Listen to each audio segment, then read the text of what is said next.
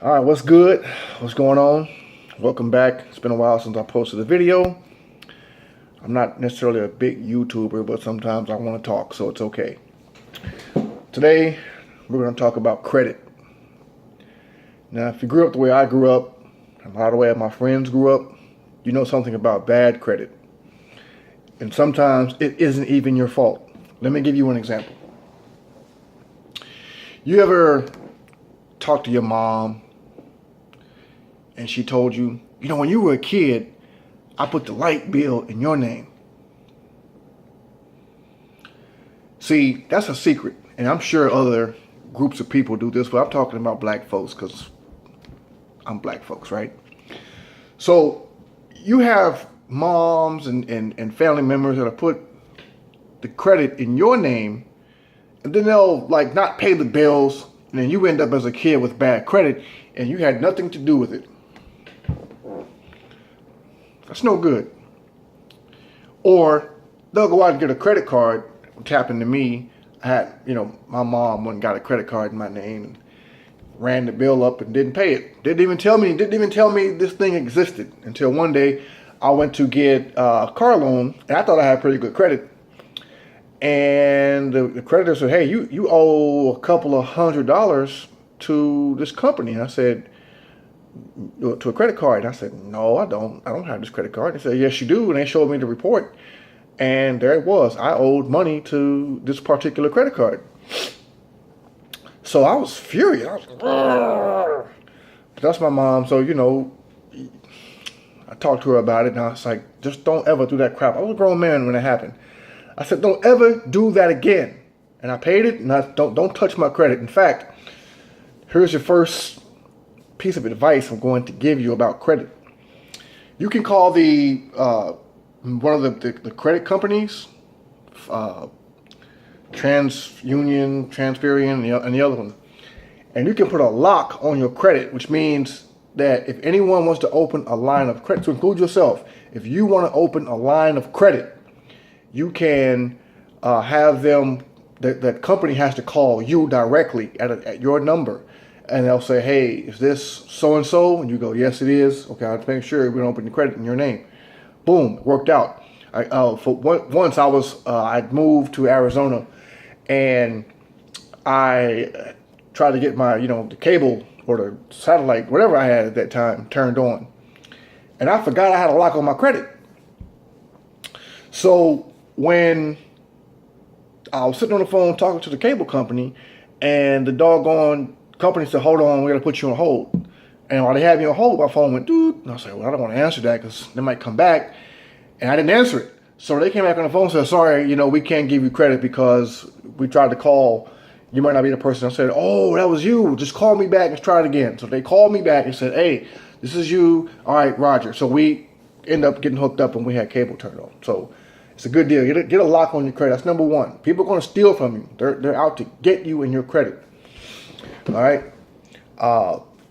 The next thing about credit you need to know is credit is going to save you thousands upon thousands of dollars over your lifetime. When you go to buy a new car, a used car, doesn't matter what kind of car you buy. You go to buy a car, and let's say the car costs $10,000. If you can get that car at an interest rate of, let's say 3%. That's a pretty good interest rate. 3.5, 4%. The car, my last car that I had, I think I had it like a 2.5 or something like that, 2.9. I can't remember. Over 72 months. I paid the car off in like 3 years, but I got if I got a lower interest rate, that's like a 1.99. Then I would have to get a 36-month interest rate, which means I would have had a higher payment. I should have done that, but I didn't do it. But it was okay. I still paid the car off in 3 years anyway.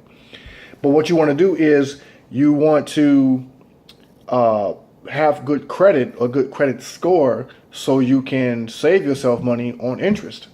If you get that same $10,000 car and your interest rate is, I've seen people do this before, 16, 17%. You're getting raked over the coals. But you know what? It's your own fault. You deserve it because you didn't take the time to take care of your own credit. Shame on you. Credit to them. So I'm telling you now, make sure you pay attention to your credit score. Last, what I'll say is, how do you get a good credit score? What are the ways you can increase your credit score? Well, currently my credit score is 808 or 809. A couple months ago it was like 833. It fluctuates. I don't even know what caused it, but anything over 700, you're going to be okay.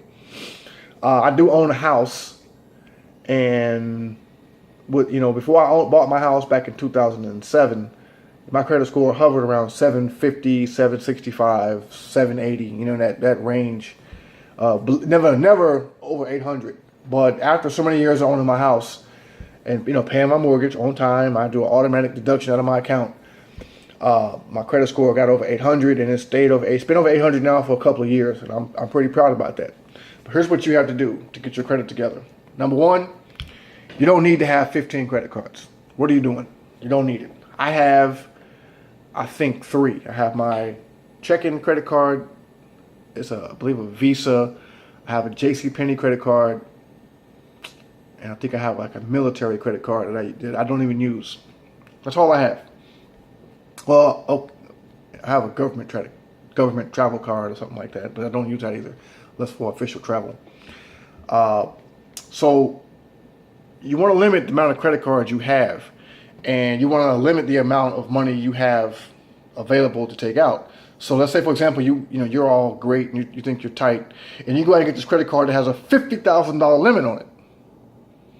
Well, see, why do you need that? Why do you need $50,000 of money you can take out of an account?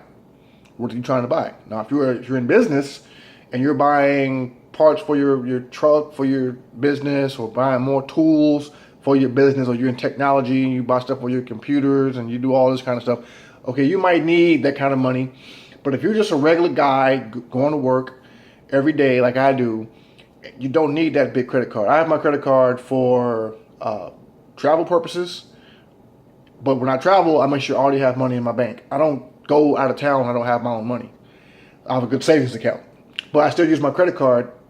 Number one, I use my credit card when I go out of town, hotel, rental car. If I have to fly on my, personal reasons, then I'll use my credit card and I'll pay. As soon as that bill comes in, I pay it in full. It's taken care of, no problem. There's no issues. That's how you increase your credit score. 2, you need to pay your bills on time. The best thing that you can do to be disciplined, this is what I've been doing since I've been an adult. I have automatic withdrawals from my account. So if I have a car, if I have a house mortgage, anything, any kind of routine bill, to include my electric bill, it comes out of my account automatically. I don't even think about it. I just check every month, or I check my account every day. I check periodically to see where the money's going, and I keep a running tally or running estimate in my head of what kind of money I have. That way my bills are paid, my credit card is at next to nothing, or mostly at 0. Creditors look at you and go, "Oh, you're a good risk that we can take." So when I do go out and spend money on a car, they say, "Oh, well, we can trust you. Let me go ahead and give you $40,000 to go out and buy a car." And then they say, "Well, your interest rate is 2.99 or whatever it is," and that's a fantastic rate. So again, if you're poor, it costs to be poor. I'm not rich by any means. I'm a shirt wrinkled, need a haircut right now. I'm not rich, but if you have poor credit, chances are you're going to continue to be on a lower rung of the economic ladder. If you're a young person and you watch this video, I'm not a genius. You can do homework on your own. I'm just giving you I'm just pointing out directions so you can look at them directions and go follow them, right? But if you're going to make those bad decisions, like when you're in college, I was in college and they have these tables set up at the student union. Hey, we'll give you a free t-shirt, we'll give you a free pen, free book bag, free this, free that. Just sign this document here and we'll give you a credit card. And you go, okay, I'm not going to use a credit card, but I'll take the free bag, the free this, free that. Well, when you do that, when you sign that paperwork, they're checking your credit, right? Which you may have good credit, but the more hits you have, people continue to check your credit, the more points you could lose because your credit's being ran over and over. So be careful about that. But when you get that credit card in college and you think, well, it's just $200. I'm gonna go to the club this weekend, spend $80 on drinks for the homies. Mistake. Don't do it. Right? Don't use that credit card. Now, again, you want to have one, maybe two credit cards, and you should only use them when you have the money in the bank. So start saving your money. You get paid. Okay, you get paid. Whatever you get paid, take $25, $30. Put it in an account. Don't touch that money. That's money. You pay yourself that money. Take a percentage, whatever you make. That's what I do. I take a percentage of my income. I put it in an account. And I don't touch that money. Just some small advice for you to think about your credit. All right. I'm not a some financial guru. That's not my thing. I know I have a good credit score that's over 800, and it's been that way for a couple of years. I have two cars that cost 40 grand each, paid off. I don't owe anybody money except for my house, except for the routine, light bill, the gas bill, the so and so. So take your credit seriously. If you don't, you're asking for trouble, and they're going to rake you over the coals. They're going to clean you out. All right.